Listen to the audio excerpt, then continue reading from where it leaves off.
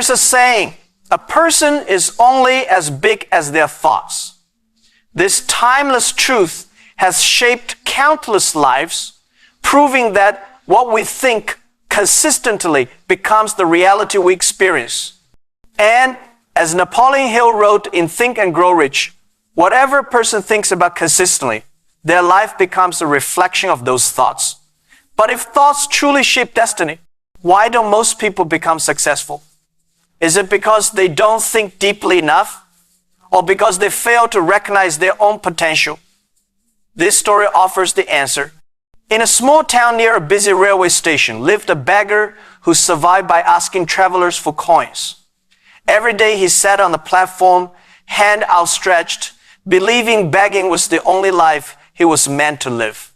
One afternoon, he noticed a rich man stepping off a train, well-dressed, confident, and clearly successful. The beggar thought he must be wealthy. If I ask him, he will surely give me something good. So he approached him and said, "Sir, please spare some money."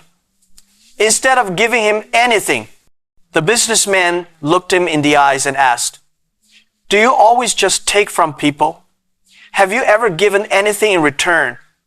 The beggar was stunned. No one had ever challenged him like that. He replied, "Sir, I am only a poor beggar. I survive on what others give me. How can I offer anything to anyone?" The man shook his head and said, "If you believe you have nothing to offer, you have no right to expect anything either. I'm a businessman. I believe in exchange. If you give something of value, I can give something too. But if you cannot, then I cannot give you anything." With that, he boarded his train and left, while the beggar sat there silently, replaying those words over and over. For the first time in years, he questioned himself. Maybe people don't give me much because I offer nothing. But what if I can give something, even something small? For 2 days, he didn't beg. He simply walked around the station thinking. On the third day, he noticed the beautiful flowers blooming near the tracks. Their colors sparked an idea. What if I give flowers to people who give me money? A flower may be small, but it is still something. He plucked a few and returned to the platform. That day, whenever someone gave him money, he offered them a flower in return. People were pleasantly surprised. They smiled, thanked him, and kept the flowers carefully. To his amazement, he received more money than usual. Over time, he noticed a pattern. Days with flowers brought more earnings. Days without them brought less. He realized something powerful. People respond to value, not pity.